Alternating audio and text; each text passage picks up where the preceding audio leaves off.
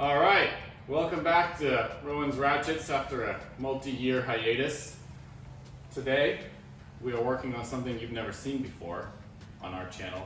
It's a 1989 BMW 325i, two-wheel drive, great engine, fun to drive, nice car. This was a recent gift to our channel from a family member, and it's mostly in working shape. There's a few little things that we've been doing, some maintenance.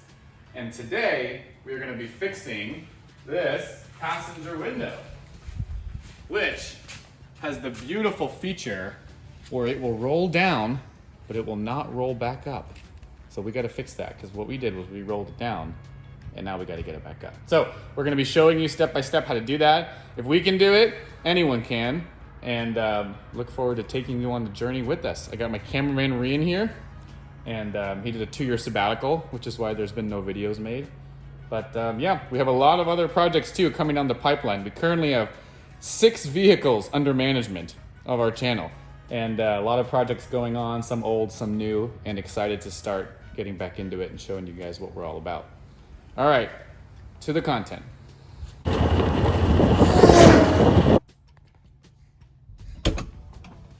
Oh, hello there. All right. First step, this center console is where your window switches are controlled.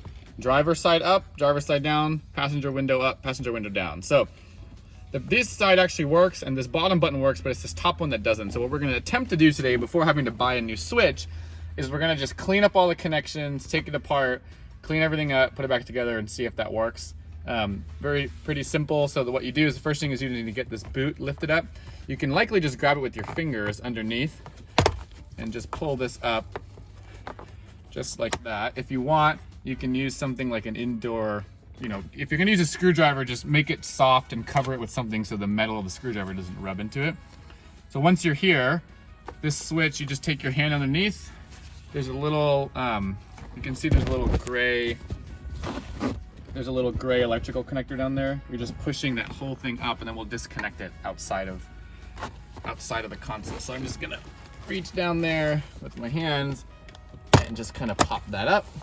So that comes, you wiggle that out, and then you grab this connector, the gray part, and there's no tabs or anything, you just separate it. It's just a clip. And so this is the switch that we're gonna take to the bench and kind of clean up. And same thing on the driver's side, it pops up the exact same way, but you don't need to see that. One thing to note as I'm just looking at this, if you get real close over here, Rian, is that it's real dirty in there. There's a lot of dirt and grime, so we'll probably hit that with some compressed air and some electric cleaner. And then we'll take this apart and clean up these connections and see if that works. These switches are about $50 to $100 if you buy them online. So we're gonna try to see if this quick fix can save us some money on this restoration. But as you can see, it's a nice car, everything's working. Window we gotta fix up.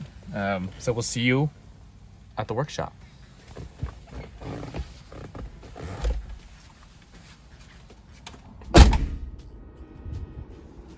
Alrighty, so we have the switch that we took out of the car.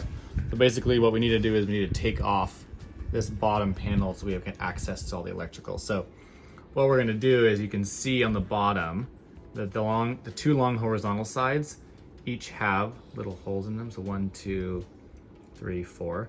And in each hole, these are little tabs. There's little pieces of plastic that stick up on the inside. So what you're gonna do is you're gonna get a bunch of little small flathead screwdrivers. You can take one, put it on this side, take a different one, put it on this side, because you're trying to make space, right, where those tabs are. And then basically you've got this Frankenstein setup going. And then you can take another screwdriver and basically just try to separate this housing, right? And you want to be careful not to break it. So we're gonna, a little bit complicated, so we'll go off camera and do it, but just basically finagle with it and you'll get the bottom off, and then we'll see at the next step. Thanks. All right, so this is the end result. We separated it, it's pretty easy. You can put a little pressure, it didn't break. So this is the top lower button. Basically, if you turn this around, you'll see there are 2 springs in here. So that's what you feel when you actually push the buttons. And there's contacts right here and right there, right here, right there for electrical. And you can see there's a lot of black soot on these, and even just moving my screwdriver is cleaning it up. So we're gonna spray it down with some electrical cleaner, mass airflow sensor cleaner, stuff like that. It's all pretty much the same. Take an old sponge or whatever and just kind of rub it out, or a toothbrush is a good way to get in there. And same thing on this end. So you can see how much corrosion is in there. Let me turn the light's actually already on. I can't show you, but all of that is just, there's just dirt all inside there, and it's really, really yucky. And so we're gonna just clean that all up real good, and hopefully our connections come back to the way they should be. And the lights are all working okay, I think. So anyways, that's not as big of a deal. So we're gonna clean it all up. I'm gonna grab some cleaner down here. I have some mass airflow sensor cleaner, which is electrical cleaner for the most part. You just don't want to use like brake clean or something stronger like that. So we're going to hit it with cleaner, which evaporates super quickly, rub it down with paper towel, toothbrush, and we'll come back to you with the clean product.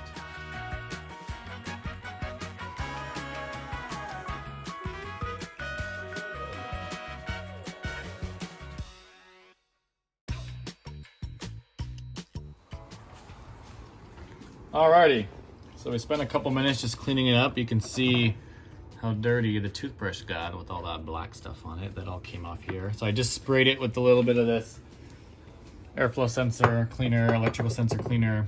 You can see this is nice and clean. It's not super shiny, but it's better than it was before. And then same thing, the back of these springs where those contacts are in there, just making sure we got all those kind of scrubbed down and all that soot and stuff off of it.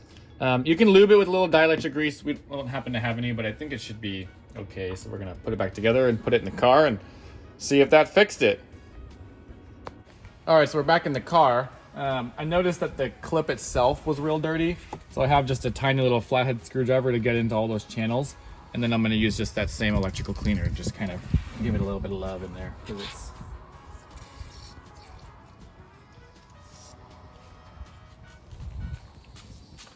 All right, we're ready to reinstall it, plug it in, turn the car on, and you're gonna see it live. We have no clue if it's gonna work. We're trying it for the first time with you guys. So if it fails, it fails, and we gotta do some more cleaning or buy